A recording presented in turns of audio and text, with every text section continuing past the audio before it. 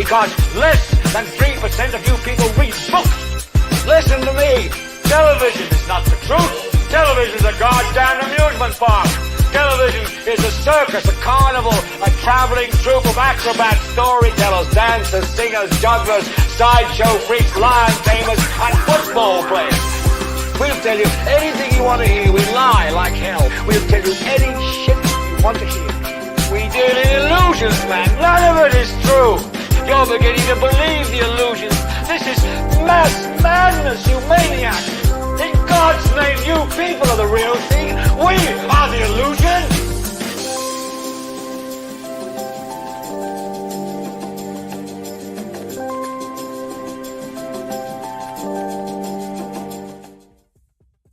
What's up? Welcome to Idiotbox Television. We are on episode 151. We'll be talking about your kids are stupid. Education reform. Let's talk about it. Yeah, let's talk about that title that drummer came up with. Man, that was a great one, drummer. Man, you gonna blame that on me? Yeah, that was excellent. Sharif started, he was like, your kids is Stupid. Welcome you guys to episode 151, Idiotbox Television, Education Reform. Let's talk. I can't say those other words. I don't say those other words.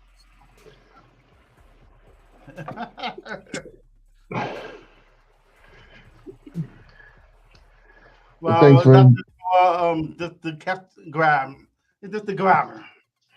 Yeah, it's just a grabber. Your kids aren't stupid; they're idiots. Welcome, Miss Deborah Jones. Thanks for joining in. Education reform is what we're talking about today. Yeah, I had some great. I had some great notes and statistics, but I have no internet doing this off my phone, so hopefully it'll come back on.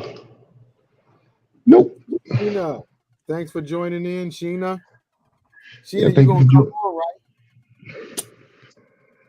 Yeah, we want to see how you prepare your curriculum for your students.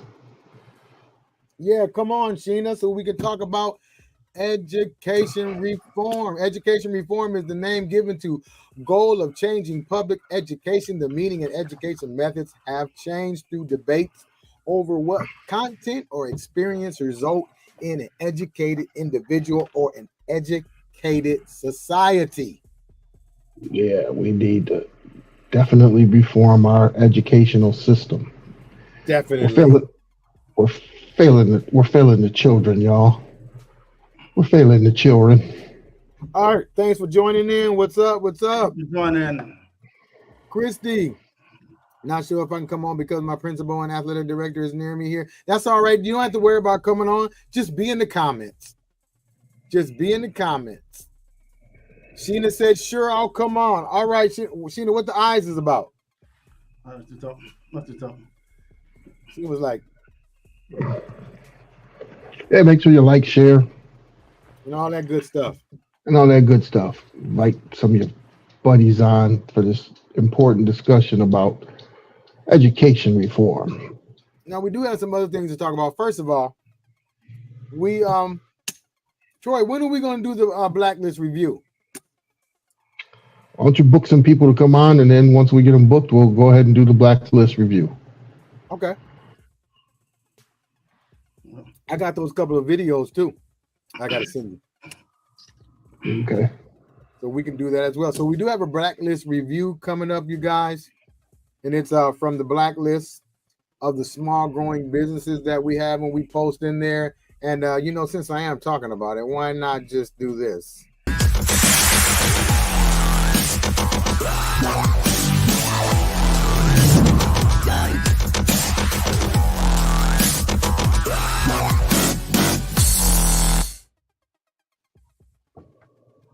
So what's this blacklist? Glad you asked. I got an echo, man.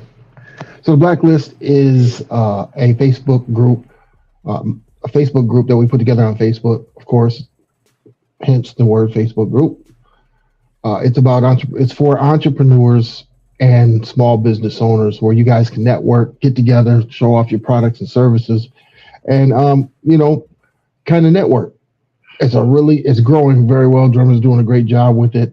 Like you said, we're going to be doing a review. If you'd like to pop in on the review and show off your products and services, we'll let you know weeks in advance when we'll have that review. So keep tuned in, check it out, tell your mama, Pookie and them, and get in the group.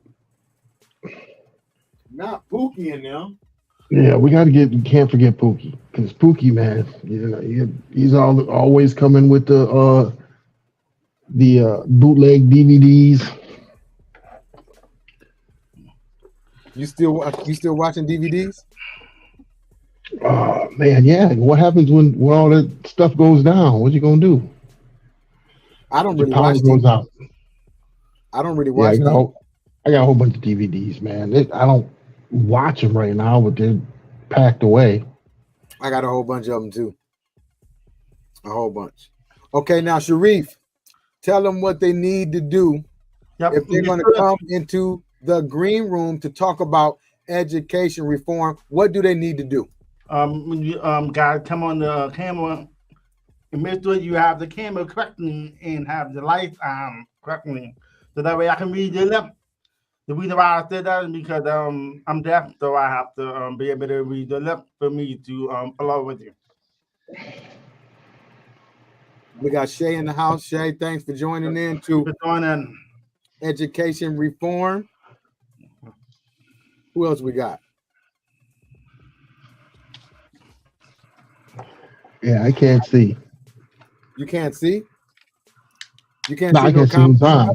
I can see the comments at the bottom, but I can barely see them. I can't find my glasses. It's been a terrible day over here in this office today. All right, you guys, so check it out. Something I like to do when Troy ain't here, so let's pretend Troy ain't here. And let me give Troy his flowers while we're here. You guys want to check out something. Man. We have to push the Blacklist more, you guys, because we really do marketing and advertising, but we don't talk about it like we should. We're pushing everybody else's shit and not our own. So watch your mouth. Oh, sorry, Mama. But anyway, Shay, where's Greg? I'm gonna just show you this, you guys. Welcome to Destinations by Gregory Malloy, your trusted accredited travel agent, where dreams take flight and adventure awaits. It's time to pack your bags and embark on an unforgettable journey to the world's most enchanting destinations. From sandy shores of tropical paradises to snow-capped peaks of majestic mountains, he's got your wanderlist covered. Mr. Malloy is here to tailor-make your perfect getaway, ensuring every moment is filled with excitement and wonder. So why wait? Pack your bags. Your escape awaits.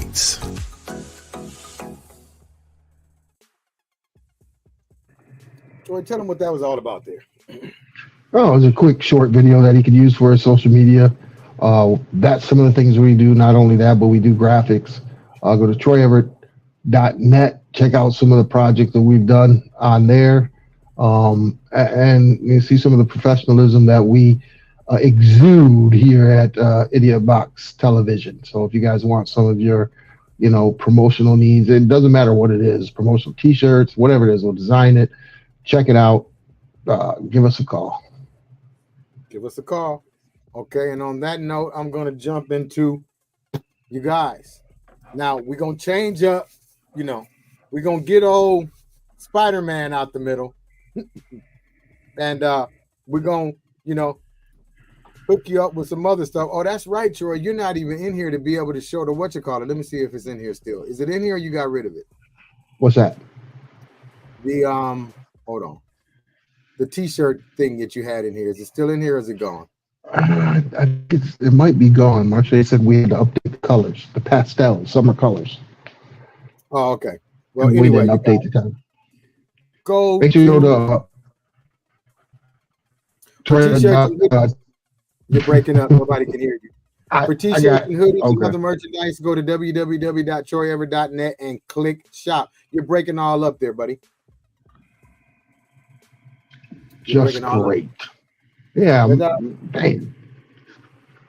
That's all right, but I got your back. Now, before we talk about the main topic, I got some other stuff that I threw in here that I thought we would talk about. And let's talk about, bam! Kamala Harris picks a running mate, and it's Tim Walz. What you think about that? Troy, I'm going to come to you first since you're breaking up. What do you think about it, buddy? I like the pick. I thought you would pick Shapiro, but I think that Shapiro, the chemistry, like she said, I think he would try to, or would outshine Kamala. The guy is very dynamic, whereas she picked somebody that was, from the Midwest, really grounded, all around, cool dad, you know what I mean? So I think it was a great pick. We looked into the guy. I really like his policies. I like what he's doing over there in Minnesota. Is it Minnesota? It's not Minnesota. It's Minnesota. Yeah, it is Minnesota. Yeah. I like what he's doing over there. He's very progressive. I don't like to say that, but I think that's what we need. We need some changes within this country. But I know one thing. They got old Donald Dumpy Trumps shitting in his pants. Because he's attacking him now. They're pulling up his military record and trying to really discredit the man. And I'm like, he sure likes to attack servicemen. What is it with him and servicemen? Like, he doesn't respect anything to have anything to do with the U.S. And if he does, no. He's a narcissist. I mean, everybody says it, but just listen to his speeches. He's always talking. The famous thing is, you've never seen anything like this before. We had the biggest rallies ever. I don't think you've ever seen a rally this big. Come on, man. I went to back in the 1990s. I went to a WWE where Hulk Hogan slammed Andre the Giant, and there was 100,000 people in the Silverdome. I don't think he's ever had 100,000 people at an indoor convention, let alone an outdoor. You know what that shows? That you mentioned wrestling and all that. Yeah. It shows that people like fake shit. Oh yeah, they do like fake shit. Some of those people believe wrestling is real. Sorry, Deborah Jones. I know you grew up thinking wrestling was real. You know what? They were saying that he was the teacher. They were saying he was the teacher and he was in the service. And he also was the coach. So he's been pretty popular as being the teacher and being the servant. And he also, if Kamala Harris win, he can be vice president. But I see that he's a nice guy, and he don't seem like he's gonna try to take over and disrespect, her. What's that say, Drummer? Huh? Deborah Jones says it was real. Yeah, it was a good choice. I think it was a great choice. Yes, she was talking about wrestling was real. That's what she said. It was written. No, sorry. Oh man. Yeah, so also what I got after that, it's kind of in the same. Oh shoot, it's kind of in the same little area. We're gonna go to bam, the big debate, you guys. What is it? September 10th. Trump was running from it, but now they cornered him where he had to go back to the original agreement, which was September 10th. He was trying to take it to Fox and all that. They was like, nah, you're not going to do that. What you think, Troy? What's going to happen at the big debate? Well, there's some things that Kamala is going to have to clean up. One is the economy and really explain to the people what's going on with the economy. She's going to have to explain the border because that's what they're going to run against her is the border, the economy. So she's going to have to really clean that up and be able to articulate what's going on and really break it down, because things are going to start to get better. But everybody forgets all this shit happened under his watch. 2020. So yeah, we're still cleaning up his mess, and people don't realize that. And some people don't want to realize it. They're just using it as an excuse. But yeah, it's a big ship we had to turn around, and I think Biden has did an okay job. There's certain things like the border. He played politics with that. He could have signed the executive order and nipped it in the bud, but he wanted to see if he could do it bipartisan, do it so it was bipartisan, and it didn't work. They threw him under the bus. They didn't sign that bill into law that they wrote because Trump said not to do it. Right. So I think those are the only two issues really, is the economy and the border, that she's going to have to really explain and tell people what she's going to do about it. And I wish he would do it sooner than later. You know what I mean? Before the debate. That's all they keep talking about. But they said, well, she agreed with Biden, this and that. Well, let me ask you this. She's the vice, the whole thing is she's the vice president. She's not the president. So they don't have to agree for him to say, I'm doing this. And if you don't agree, he can do it without her, right? Right. So that means she's not necessarily following everything that he's doing. She might not like nothing he's doing. Right. She might not agree on some certain things, but he has his people in place. He's listening to his people, and she may have some kind of input in it, but she's the vice president. She's not the president. Yes, she's part of the administration. We don't know what she said behind closed doors to Biden about these things, and she's running on her platform, which she's going to do when she gets into the Oval Office. Right. So that's the big thing they keep talking about. Well, she's this and this and this. Now, what is this thing with she was head of the border and she just ruined the border and it's all her fault? That's the one thing that they keep talking about. Yeah. So Biden claimed her as some kind of border czar. They said she was the border czar, so she was supposed to take care of the border, and and nothing really happened at the border. And again, they said there's 20 million people that come across. I want to get this for those that are out there. There's not 20 million immigrants that have crossed the border. There's about the numbers are like 2.5 million. Where you're hearing the 10 and the 20 million immigrants, those are occasions on when the Border Patrol or different people in law enforcement have engaged illegal immigrants, right, at the border. Doesn't mean they crossed into the country. So they got to get their facts straight. For one, they're lying about that. It's not 20 million. Can you imagine 20 million people coming across? So the numbers are inflated when they say that. So they got to really fact check on what's going on and get people to understand, okay, this is how many people came across the border or have been checked at the border. They really got to get the numbers out there and tell the truth and be really transparent when it comes to that. Right. But I think they're kicking Trump's butt, man. They're really kicking his butt.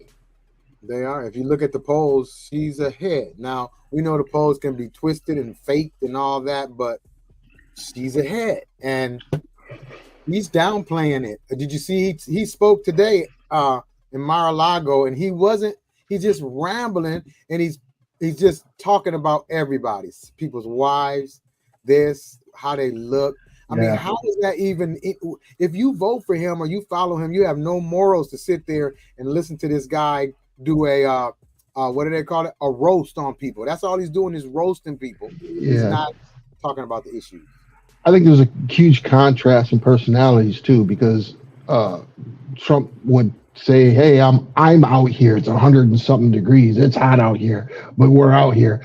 I don't care about you. I just want your vote." He'll say things like that. Whereas you look at the contrast, Tim Walz, when there were some people that needed assistance, he stopped everything and said, "Hey, can we get some water down here?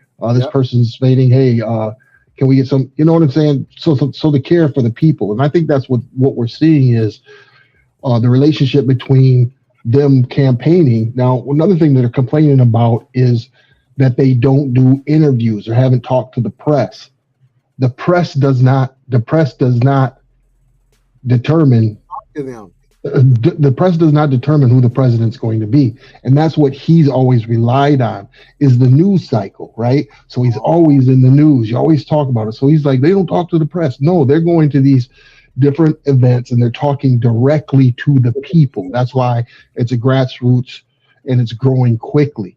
Whereas he says they don't talk to the press. They don't talk. That's what he's always relied on, was him in the news cycle constantly. What happened since Biden dropped out? Who's in the news cycle?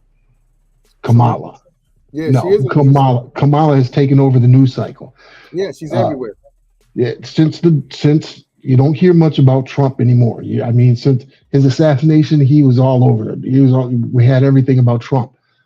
Biden drops out. All we hear about is Kamala Harris now and the campaign that they're doing. She's taken over the news cycle, and he doesn't like that. That's why he went on with an emergency press conference down here at Palm Beach, Florida, Today. to try to regain the news cycle. But I don't think he'll get it, because I think they did amazing job. Now you got it. She picked her VP. What is it? Next week they have the national convention, so she'll be in the news cycle for the next 3 weeks.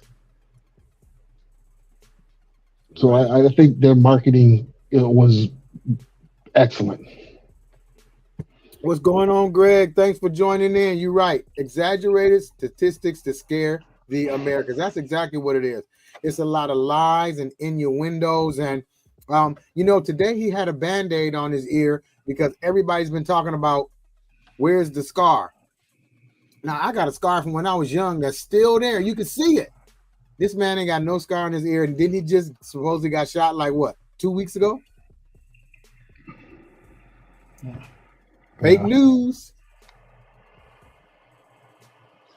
You know what? Okay, Greg.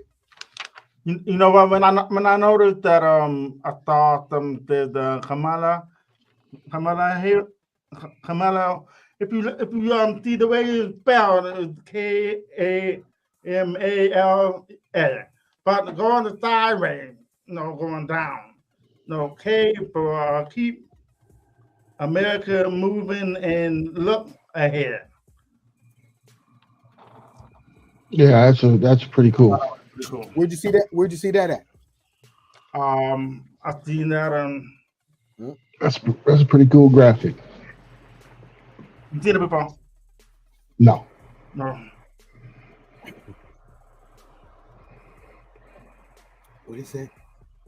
We got some messages. Okay, so we got Art said the Dem machine has the best social media influence campaign, hands down. I would agree with you.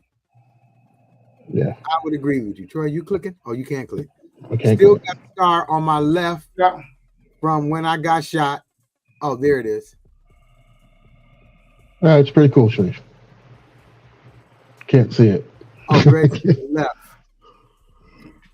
When I was shot. Exactly, Greg. Me too, from when I got a little pew. Still have childhood scars from falling. Exactly. On the leg. Okay, we got it.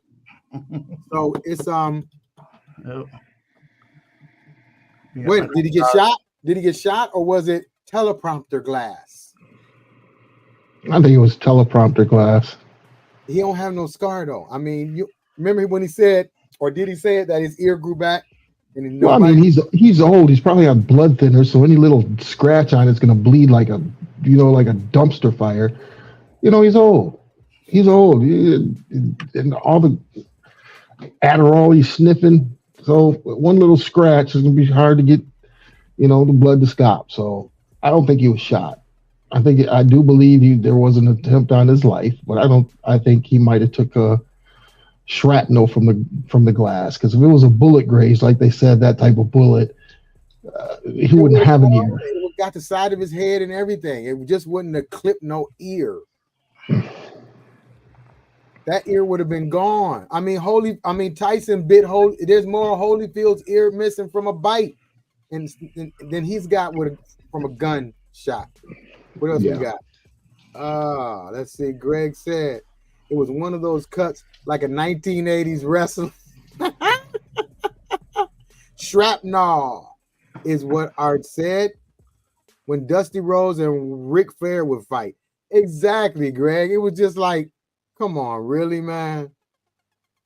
But hey, he's got everybody believing it, so it's working. Whatever he's trying to do is working. I know I just seen a picture of his little pose with his arm up in the air, and there's a picture of Hitler with the same pose and everything, which I think was AI generated. But I would just wish people would stick to the, he got assassinated. There was an attempt on his life. It was a tragedy. That should have no place in America. Gun reform. We need to talk about gun reform. But that, that kind of thing, man, does it really matter? Nope. I mean, you know what? We hear so many different stories about if he really got shot at or not. We're all confused. We don't know what to believe because there's some false stuff about him. There's some false stuff about her going both sides. And look at the facts. Yeah, look at the facts. Look at the facts. Look at the facts. Go back in the timeline. Look at the facts. And honestly, the guy is not fit. If Biden, who's got dementia, I'm not saying that he has dementia, but even Trump is cognitively a little bit off. Mm-hmm. You know what I mean? So rambling. He's too old. He's too old. He's too damn old. They both were too damn old. Well, I even said that we needed two different people. Art said he was shot at. Do I think the machine tried taking him out? I sure do. So I have to tinfoil hat on. So be it. Yeah, the machine. Okay, the deep state. So that's what they're saying. The deep state. The deep state probably try and take him out. Could be true. What are the facts? Greg said, "Look here, we are fighting for our lives daily with these young kids. Ain't thinking about his fake assassination." You right. It's a lot going on to worry about if anything happened to him. I think if anything, it was something to boost everything up. I don't think he would actually plan to fake something. But one thing that is weird, how could somebody get that close inside the perimeter of the Secret Service? That makes me think. I think that's what Art's alluding to. How did that even happen? So if that can happen to him, then I'm fearing for Kamala.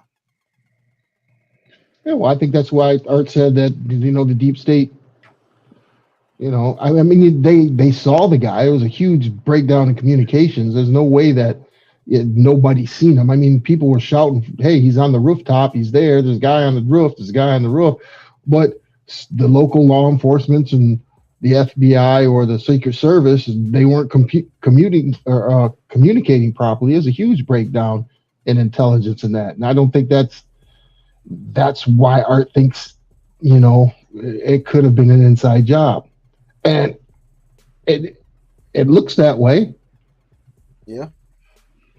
Breon, thanks for joining in. Breon said, I think the attempt at the bad orange man was a result of complacency. Yeah. Well, Breon's military. He knows all about that. That's exactly what it was. You got him? Yeah, I got him. No, I got him. It was one of those who's on first. Who's on first? That goes to show the Secret Service probably even don't like him. Hey, Greg said the whole thing was a scene from Scandal when they attempted to take out the presidential candidate. Hey, it was similar. I'm telling you, it's crazy. Telling you he was planted. You do not get that close to a government official, especially with a weapon. Somebody on the inside was probably trying to get him out of there because they know he cannot win or we're in trouble. Well, I mean, half the nation thinks he's a good person to be in office at this time. We're split down the middle, and the thing is, it's getting to the point to where we're so split and divided that we're no longer neighbors, right? We're all idiots if we want to go for the other person. And again, It's politics. You know, I don't care if they put, what did they say he put in the bathrooms? And I don't know if this is even true, but he put in tampons in the men's bathroom that's what they're saying. Now, I don't even know if that's true, but that's a law he was supposed to have passed talking about walls and putting tampons in the men's bathroom. I don't even know if that's true, but that's what they're saying. People are upset because of the LGBTQ community and how he had the first gay-straight alliance in high school to help out people who, have those urges to be homosexual. That doesn't matter to me. That shouldn't matter to anybody, but that's what they're talking about.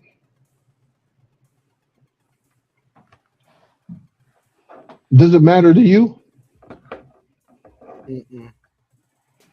What about you, Sharif? Is that something that's threatening to you and your family? Beyond said I had interaction with the SS with VP Cheney, was in Grand Rapids. They were all over everything. Also, why was RFK Jr. denied protection, especially after what happened to his uncle and dad? You know what? You're right about that. That's crazy. I said he didn't. He made them available for all students. I still like the name Tampon Tim, though. Yeah, see, that he made it available for all students. What's wrong with that? Nothing. He reminds me of a coach I had as a freshman, Mitt Hoffmeister. I just put his name out there. I mean, a cool guy, awesome guy. He reminds me of, that type of personality. Truly cares for people, cares for his students, cares for the people he's coaching. So I'm pretty sure that translates into what he's doing in his politics. Right. And it's for everybody. And again, we're a divided country where people don't like people, I guess. We just don't like each other.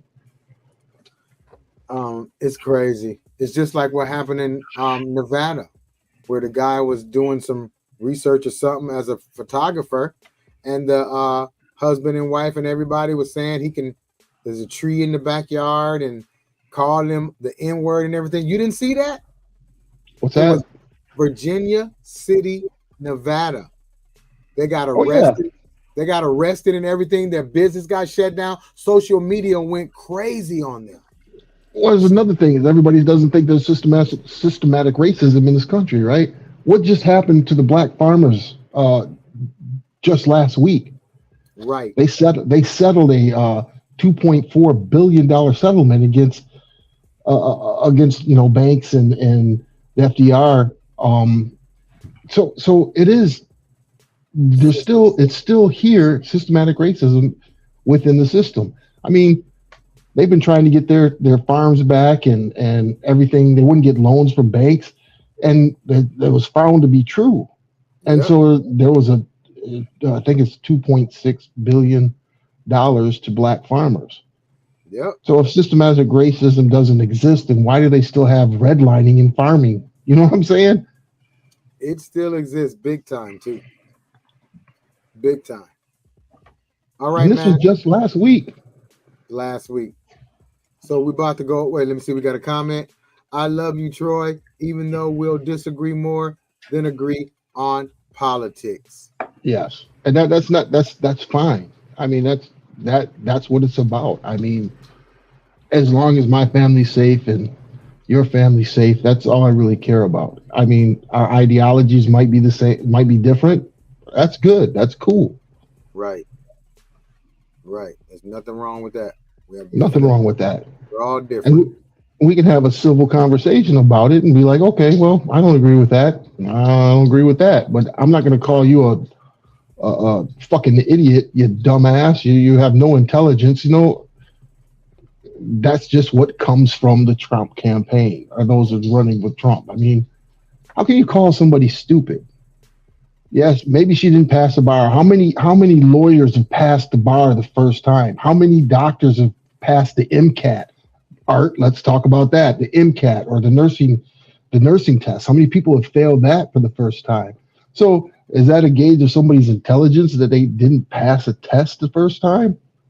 It's just ridiculous rhetoric.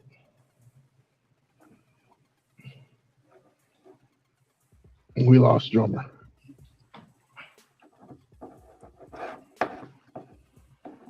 I'm here. I had to do something real quick. All right, so we about to go on until our main topic. Wow, time is just flying by, y'all. So here we go.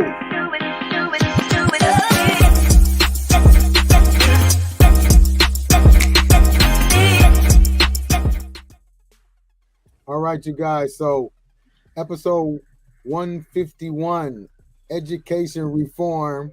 Let's talk about it. And it looked like we got our special guest in, you guys. We got Miss Sheena Brown. Sheena, thanks for joining in. Very, very, very, very welcome. Hey guys. Oh, I was reading that comment. We're doing good, Sheena. How you doing today? I am blessed and highly favored. All right. So Sheena, we're just gonna let you start off. So what you the education reform? I mean, you in education. Troy, you had some questions for it. Go for it. Yeah, like what? First of all, let's tell everybody what education area you're in. Well, I have been in education. It started out back in 1991. Shay and I actually started on a collegiate level. We worked at GRCC together in the adult education. So from there, I'd gone. Let me see. I have a timeline. So 1991, I started out in education on a collegiate level. I went from there to 93. Then I was hired in as a teacher for the children's computer camp. From there, I went to special ed. I started in special ed in 1998. So the branch of my educational career is special education since 1998. Right now, I am an adult educational employment training specialist. So I basically teach 18-year-olds to 26-year-olds post-education, so post-high school.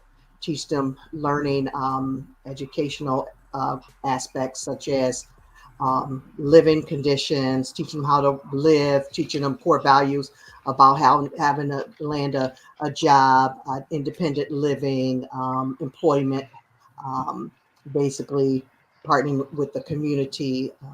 Basically we're out in the community. I don't know if you ever see any KVOs or if you've seen like pre-vote classes or pre-vote, like folks with different abilities that work at the Sam's Club. Welcome to Sam's Club. They may have walkers. They may have, ASD. They may be Down syndrome, but you see them out in the community working. We don't want you to look at them as someone that is special because we all have a special ability. We want you to look at them like someone that is able to get the work done, able to get the job done. So I work in a post-educational background now, but I've been in education since 1991. So I'm about 30 years in education and basically specialized in special education because we do know that it's a specialty and everyone is not willing to work in a special education background or a field because they're, maybe it's a stigma. They don't want to, work with someone that is special, but I love it. It's my ministry. It's not a paycheck because a paycheck always makes me cry when I look at it. I am paid below poverty level. I go to get my income taxes done. My husband, my son, and my children, they would make way more money than I make. And I'm sitting here trying to figure out, like, how does this make any kind of sense? But because my job and my career, it's a career and it's also a ministry for me, I know my paycheck is going to be in heaven. Okay. So what do you think about education reform outside of, I guess, a specialty that you work in? Because we're talking about overall educational reform. And there's probably some, deficiencies that you see when it comes to the school that you teach. Okay, well, because like I said, I am in education. I am in special education. I think one of the biggest items on the table would be, schools that are less fortunate, schools in the inner city versus the schools that are in other school districts. I work for the largest school district, which is Grand Rapids Public Schools. I'm sorry, I've worked for Grand Rapids Public Schools for about 28 years, but now I just went over to what we call Kent Intermediate School District, or Kent ISD, Kent Skills Center, all those. So that's the school district I'm working in now. I work in, God bless you, in that field of the adult education back in 2001. But prior to 9/11, there was a big budget cut in Grand Rapids Public Schools that caused a lot of us to lose our jobs where we were. We had undergone like a whole 7-year pay freeze. They weren't paying us anything for 7 years. We lost a lot of teachers along the way. But at the end of the day, I think our biggest issue would be for the inner city schools to get the same amount of resources. We're lacking resources because there's a stigma that if you go to an inner city school, they built the school. I'm sorry. Go ahead. So for like more equitable funding across schools and districts, right, to ensure that like all students have access to a quality education, regardless of their socioeconomic status or geographic location, right? So that would be part of something that we would definitely have to look into, since you're working in it. Like, we talked about that before, like the inner city schools and Grand Rapids, East Grand Rapids. It's a total different resource and funding allocations when it comes to that, even though there's only one school in East Grand Rapids. But yeah, that's something that I think needs to be worked in reform. What do you think? How do you think that gets done? I think having to be able to outsource other, companies and listen, I have no idea, but I do know that there are a lot of resources outside. So a lot of philanthropists come in, they see a need there, and they say, you know what, we want to adopt schools. I prior to working here at through Kent ISD, or even when I was working GRPS, I worked in SEI for 18 years, severely emotionally impaired middle schoolers. Wow. So it was KEC Mayfield. So I'm talking about getting beat over the side of the head, chairs thrown, cussed at, called anything but Mrs. Brown, threatened my life, just everything every single day. We didn't get any resources there. We barely got a substitute teacher. No one wanted to come there, But I think if we all treat each other like human beings, for one, and just act as if that's you, like, well, how would you want someone to treat you, regardless of your, economical status, regardless of where you live? And I always tell my students, I don't care what is going on in your life. I don't care how things are looking. That does not define who you are. And a lot of our children that come through that type of, school systems are pretty much successful ones. You always hear about us that have had not the silver spoon in our mouths, but the ones that had to struggle, beyond struggle, maybe sleeping on a cot and sleeping on the floor, maybe 10, 12 of us sleeping in the bed, welfare cheese, the whole 9 yards. We're the ones that have the fight. We're the ones that have the let's go get this thing done. We're the ones that, they look down on us, but at the end of the day, you're going to end up having to look up to us because we're the ones that's trying to get it in, regardless of what we have. But I think at the end of the day, us teachers, we need to get paid for what we do. It is our ministry, but we would love to have a little money in our pockets so we can at least, be able to spend something. I don't think it's fair. I have 2 full-time companies, as well as I work full-time as an educator, and I still have to try to find a side hustle. That's not fair. A lot of us teachers, we're not only teaching class, but after class, we're shipped, Instacarting, we're Uber, we're doing like 5,000 things. And I know I'm being serious, like being such sarcastic, but we're doing like 5,000 things outside of teaching just to make a dime, just to be able to feed our families, and that's not fair. So we need to get paid so that we're not feeling depressed and stressed out, because a lot of us are walking away. We're like, forget it. I'm so close to retirement, I'm not going nowhere. But when it's time for me to retire, if the Lord says the same, 2028, I will be retiring after 34 years of service. I will have my 4 bags, one with food, one with my Bible, my purse, and my little school bag, and I will be walking out. I'll come back to help, but I have to get ready to, be able to live, and I'll go sub, I'll do whatever I need to do. But at the end of the day, you have to start treating us like we're somebody. I always use the analogy of a firefighter when I'm talking about teaching. I use the analogy of a firefighter, and I use the analogy of a physician. There's not one firefighter to put out a fire. You need a whole fire department. That's what teachers are. We're a whole fire department. You can't say that fire will be put out with just you alone. No, it takes a team. There's no I in team. You take a whole, and if that one firefighter can't do it, it takes all of us. So as a team, a collaborative, we have to come together as teachers to just, raise the roof and say, listen, we love our jobs. And that's what we do all the time. We wear red on Wednesday and so we have so many different things that we try to do to make us seen and being valued. We do so much for our children. This is the only profession that we can take from our own household to make sure our children get what they need.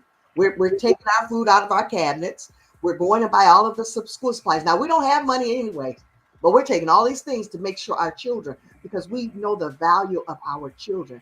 And it's important. If they can't think straight because they can't eat, they haven't eaten anything, mom and dad are fighting at home, and there's no food at the house, and the probation officer is looking for them.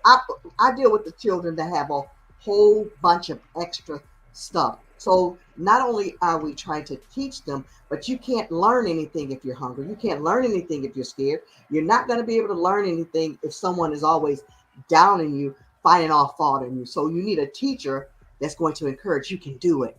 I got you. I know you guys have teachers like that. When y'all was slacking in school, y'all might not have been sure about yourself, but you had that one teacher or maybe two that said, listen, you're doing the most, but I know you can do it. What do you need me to help you with? Because I see you falling off. You had that one teacher, and see, that's the type of teacher I am.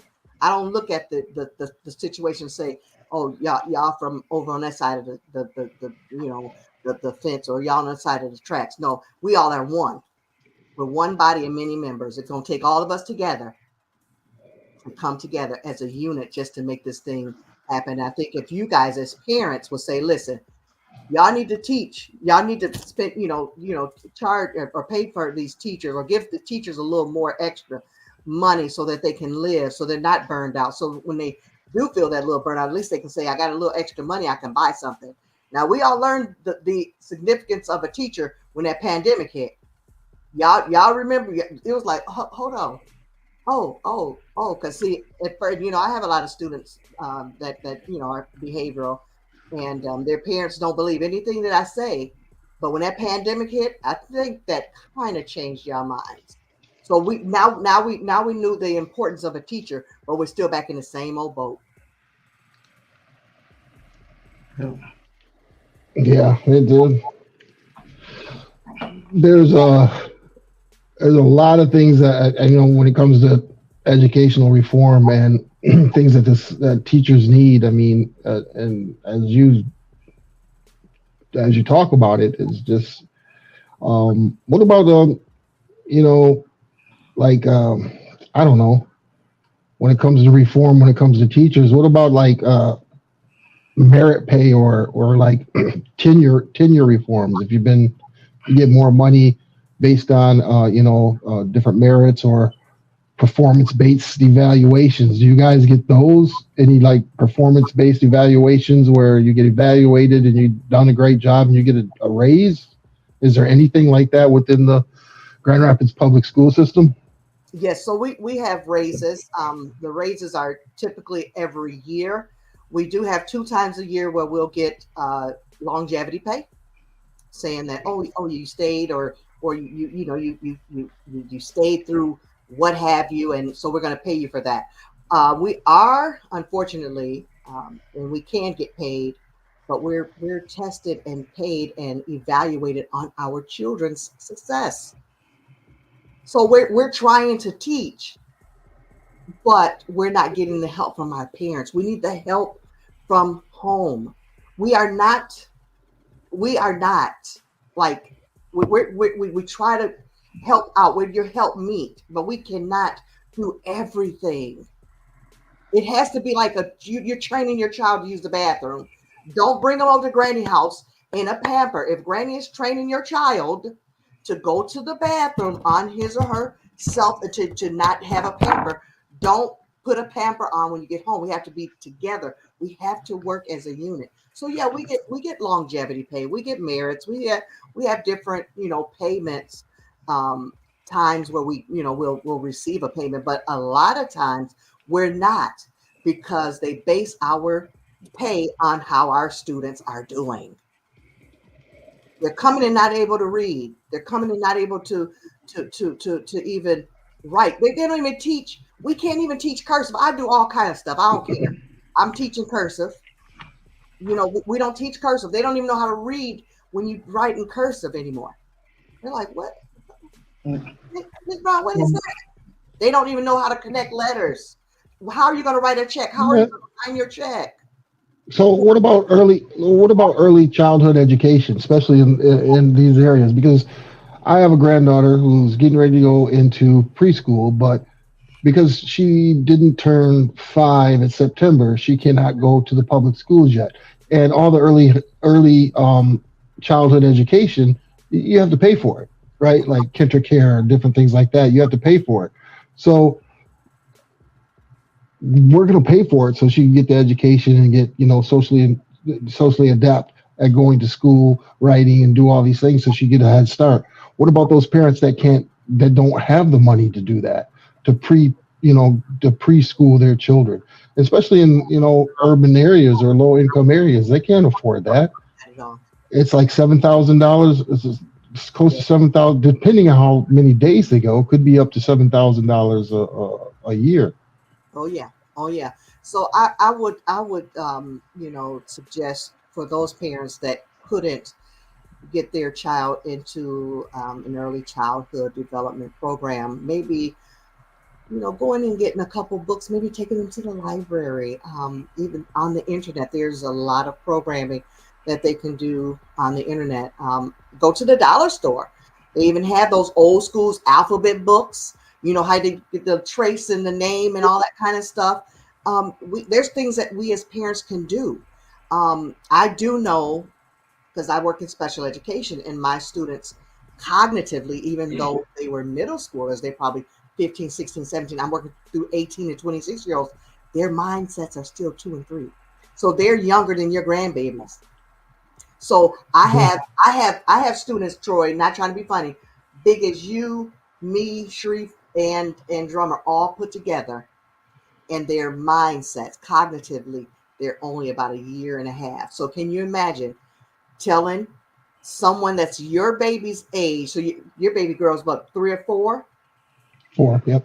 Okay, she's 4. So I have a 350-pound student that's 4 cognitively.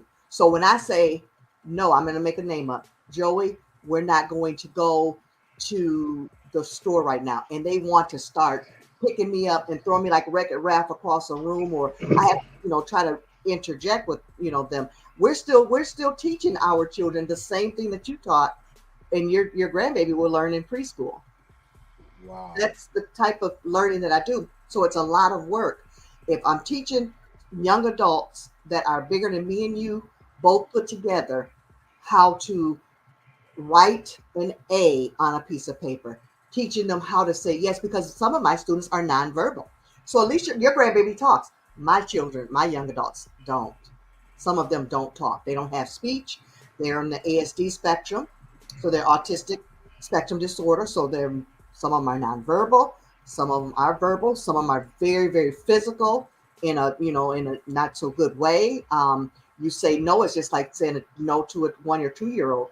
they'll pick up something and throw it at you. You know, you got to keep the knives away. We're teaching cooking skills. You have to, like everything, you have to like be so careful because cognitively they're not there. But as far as you know, not being able to get your grandbaby in, go to Gracie's Corner, go to Joel's TV. There's tons of stuff on the, Go Noodle. There's a lot of programs that are on the computer that they can learn. You should put that I was trying to get to the education reform part about it, because there's parents out there that are working 80 hours a week. You know, there's some parents that just unfortunately don't have the time. So that's what I was trying to get at. But it's about that time, Sharif. Oh my gosh. What's the time? At that time, I'm just Yeah. Okay, all right. Well, yeah, I want to say thank you for watching episode 100. Thank you, Sheena, for coming on. Welcome. I'm sorry, guys. I hope I was able to answer some of your questions. Yeah, thank you for coming on, Sheena. And I'll see you next week Thursday at 8 p.m. Eastern Time. Yep. Peace. See y'all next week. We're in a lot of trouble because less than 3% of you people read books. Listen to me. Television is not the truth. Television is a goddamn amusement park. Television is a circus, a carnival, a traveling troupe of acrobats, storytellers, dancers, singers, jugglers, sideshow freaks, lion tamers, and football players. We'll tell you anything you want to hear. We lie like hell. We'll tell you any shit you want to hear. We deal in illusions, man. None of it is true. You're beginning to believe the illusions. This is mass madness, you maniac. In God's name, you people are the real thing. We are the illusion.